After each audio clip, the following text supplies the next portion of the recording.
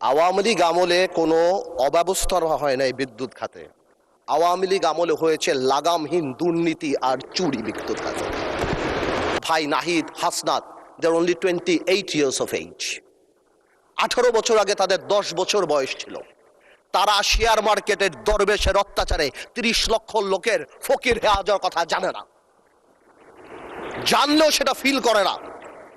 BDR পিলখানার কথা feel করে না, হয়তো জানে।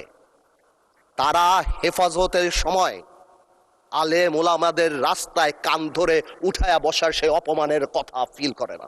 মাননীয় স্পিকার, আমি গত সপ্তাহে লক্ষ্য করলাম আমাদের মাননীয় প্রতিমন্ত্রী বিদ্যুতের সংকট নিয়ে কথা বলার সময় আমাদের অমিত সাহেব একটা জায়গায় একটা ওয়ার্ড ইউজ করলো, ফ্যাসিস্টের অব্যবস্থাপনা। আমি মনে করি এটা অনেক সফট এবং মাইল্ড একটা ওয়ার্ড ব্যবহার করা হয়েছে। আওয়ামী লীগ আমলে কোনো অব্যবস্থা হয় নাই বিদ্যুৎ খাতে। আওয়ামী লীগ আমলে হয়েছে লাগামহীন দুর্নীতি আর চুরি বিদ্যুৎ খাতে। আর্টিফিশিয়াল ক্রাইসিস ক্রিয়েট করা হয়েছে মাননীয় স্পিকার। গ্যাস উত্তোলন করা হয় নাই বাপেক্স দিয়ে, ফেয়ার করা হয়েছে তৌফিক এলাহি সাহেবকে দিয়ে, যেটা ছিল সম্পূর্ণ একটা ব্লাফ। তারপর কুইক রেন্টাল দিয়ে কুইক ডিস্ট্রয় করা দিয়ে হয়েছিল এই দেশকে, এবং সেই বোঝা আমরা এখনো বয়ে বেড়াচ্ছি।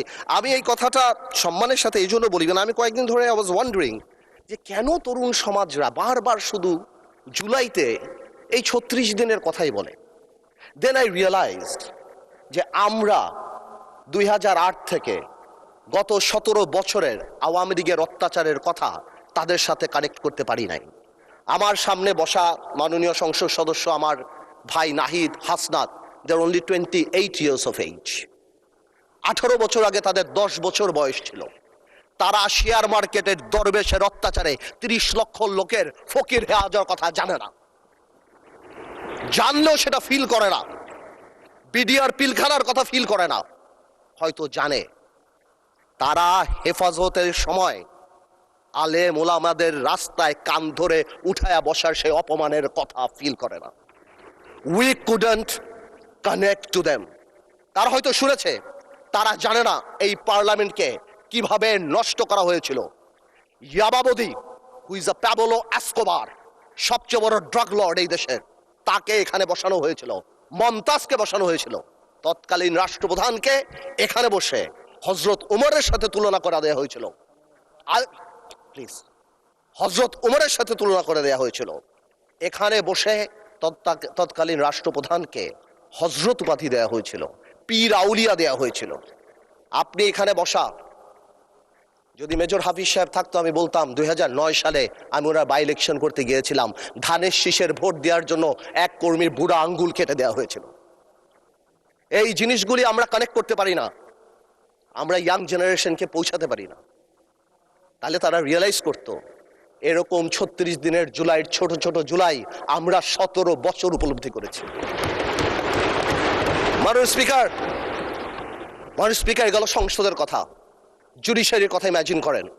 আর্স্কিন মেয়র পার্লামেন্টারি প্রসিডিংসে বলা আছে জুডিশিয়ারি নিয়ে আমাদের কথা বলা উচিত না, বাট আমার বলতে হচ্ছে একটা দেশ থেকে চিফ জাস্টিস ভেঙে চলে গিয়েছে।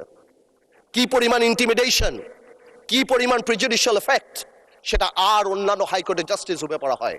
আমার দেশ নেত্রী খালেদা জিয়ার বিচারের রায় গণভবনের বারান্দায় বসে লেখা হয়েছে, যেখানে লক্ষ কোটি টাকা এক একটা মন্ত্রী 700 বাড়ির মালিক ডুবাইতে হয়েছে।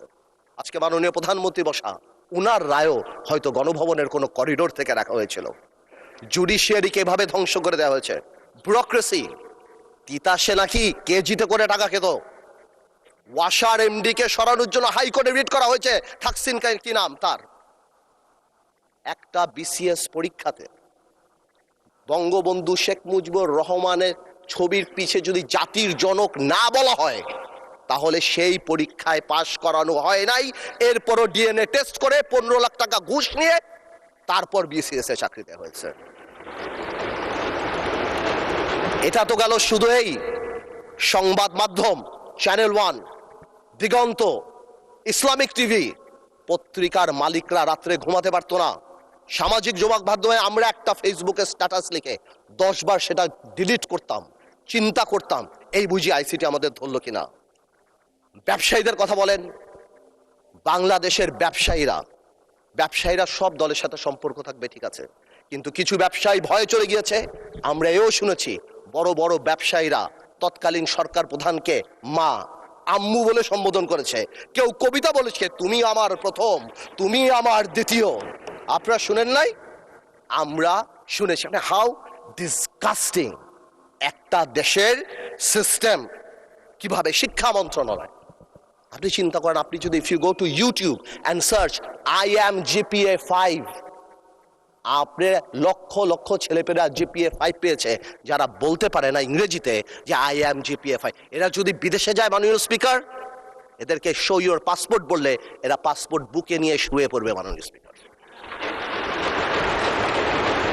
আমি এই কথাগুলি কেন বললাম মাননীয় স্পিকার? আমি এই কথাগুলি এই জন্য বললাম, সিস্টেমেটিক্যালি এই দেশকে এমন ভাবে নষ্ট করা হয়েছে। এক, the young generation must realise যেটা আমাদের দোষ।